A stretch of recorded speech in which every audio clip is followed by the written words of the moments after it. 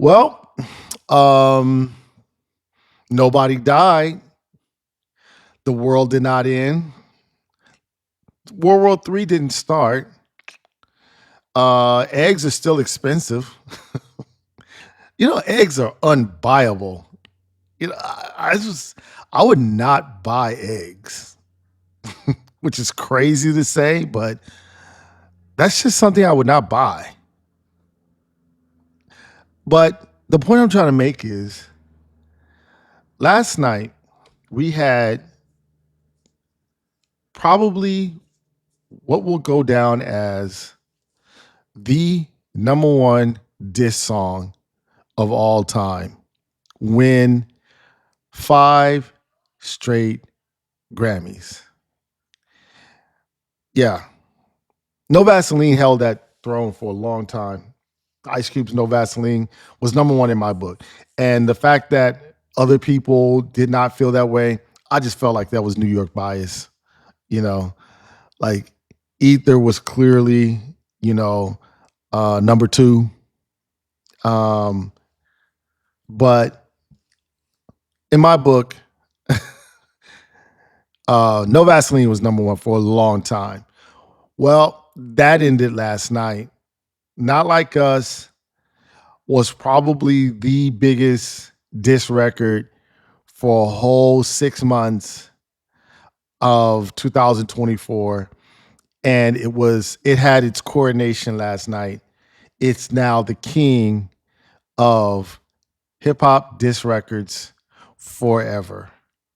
And I'm not saying somebody else can't do it, can't write a better rhyme scheme. I'm not saying no one else can make a better beat, but what makes diss records different than songs is the cultural significance, the timing, and the fact that Drake tried so hard to not make last night happen, and the entire industry was so cool about it. I mean, during one of the times where um, Kendrick Lamar was walking to the stage, they played the song. Now, we're talking about to a woke crowd, right? This is the woke crowd. This is the liberal crowd where, they're going to try to be politically correct. And there was no political correctness. Like everyone in the audience sang the song and they ended it.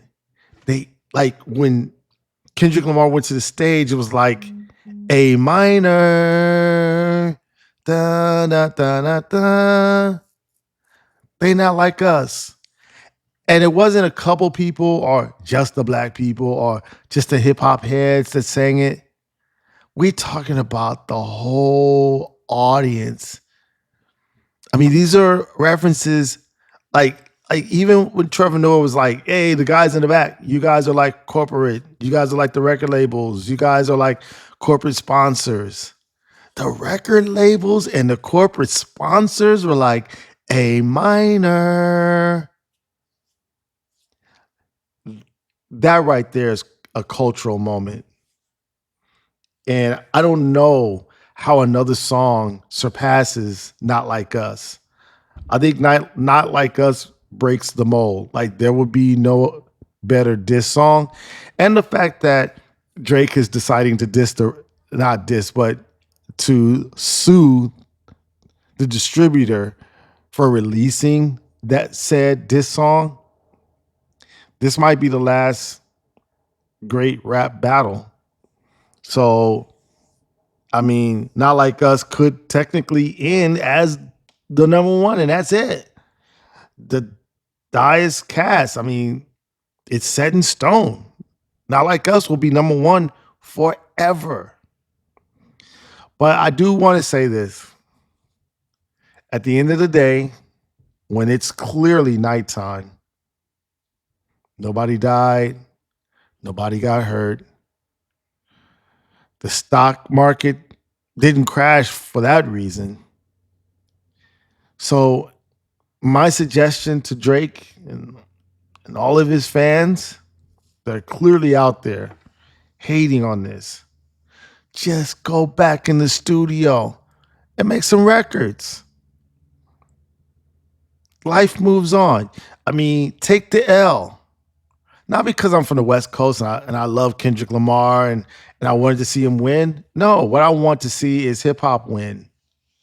And hip hop wins when the artists involved with hip hop, they may blow up and they might get their bubble burst. But the best time to watch any hip hop artist is when they have to fight their way back up. And not a lot of people can do that. Not a lot of people can do that. Jay-Z did it. Tupac did it. I mean, imagine Tupac actually had to go to jail, sit in there for a time, get bailed out, and he had to come back out and be the greatest hip hop artist of his time. But that was only came after failure. So Drake, get back in the studio, bro. Come on, let's get some music going.